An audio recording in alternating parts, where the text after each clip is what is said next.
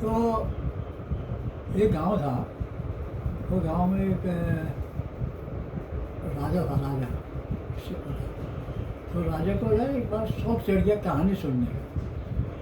वो चिड़िया खावा कौवा ये है। तो वो सुनने गया, कहानी सुनने का। तो अब वो लगा भाई कहानी सुनाने के लिए गांव में जाता था, सबको ढिंढोरा पिटवा दिया कि भाई महाराज को कहानी सुनना है। और जो महाराज को कहानी सुनाते सुनाते सुना देगा या उनको थका देगा तो उसको एक गांव इनाम में मिल जाएगा और इतने असरसी सुनने के लिए जाएगा।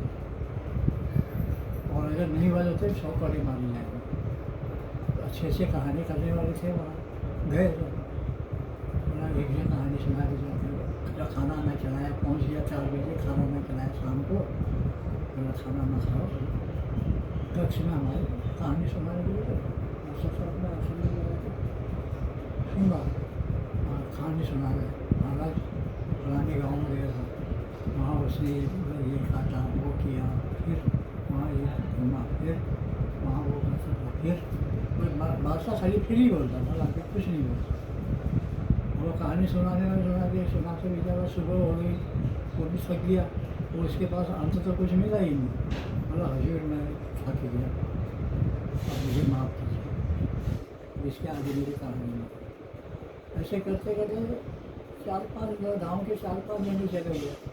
तो सबको कोड़े मार मार के भगाता था बादशाह। भाई आगे एक बुढ़िया थी जो उसका एक ही बेटा था। तो उसका बेटा बोला हाँ मैं आज मैं जाता हूँ, मेरे बेटा रहेंगे, जिस दिन मारेंगे तो बादशाह बच बेटी मारेगा, बादशाह बहुत खतरनाक है। उन्होंने मैं जाता हूँ, देखता हूँ। गया हजूर मैं कहानी सुनाऊंगा। उसको देखा, तू कहानी सुनाएगा? 14-15 साल का बच्चा तू क्या कहानी सुनाएगा मेरे को? बोला अभी मैं सुनाऊंगा, तुझे मेरी सबसे मालूम है ना? बोला ठीक है, मेरा आ जाऊँगा सामने। गया उसके बाद जो खाना बोला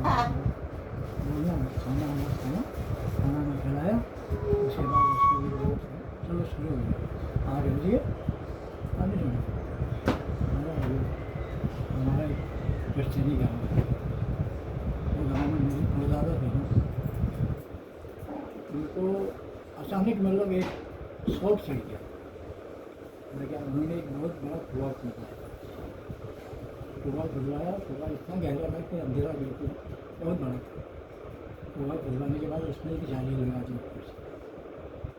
फिर उसके बाद जाली लगाने के बाद उनको क्या हुआ कि बोले आप इनको शौक चढ़ा के पक्षियों को पकड़ कर लाए और पिंजरे में इस कुएँ में सबको बंद करो। उन्होंने गाँव के 4-5 लोगों को लगा दे लगे पक्षी पकड़ के लाओ। 5 साल में फिर उसके बाद पकड़ के लाते थे रोज़, कोई 8-10 पकड़ के 50 पंछी पकड़ के लाते थे। मेरे परदादा जो है वो कुएँ में डालते रहते थे। ऐसा करते करते बोलेगा मेरे परदादा तो रोग सुधार गया पकड़ते। उसके बाद मेरे दादा जो थे उनको बोल के गए तुम ये करना। तो उनको शौक चढ़ा, वो भी मतलब पकड़ के कुएँ में डालते रहे। अब ऐसे पकड़ते महीनों बीत गए, जितने पक्षी से सब पकड़ के ले आए। अब फिर क्या करते थे, बोला मेरे दादाजी को लोग सुना। अब मेरे पिताजी को सुना। और मेरे पिताजी जो है तो उससे बोला कि जितनी पक्षियाँ सब पकड़ के लाओ। ऐसे लोग पकड़ के लाते तो पकड़ के वो भी लाते थे। बोले महाराज अभी लोग गाँव में बोले साहब अभी वो पंछियाँ कहीं मिल नहीं रही, सब खत्म हो गई। खत्म हो गया, कुछ नहीं मिल रही है।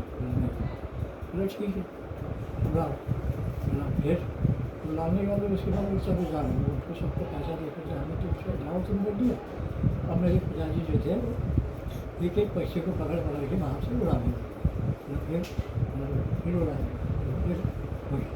फिर और उस हाथ भर होता फिर होता और वो जितने पक्षी को उड़ाते थे वो पकड़ के वापस ले आते थे वहाँ।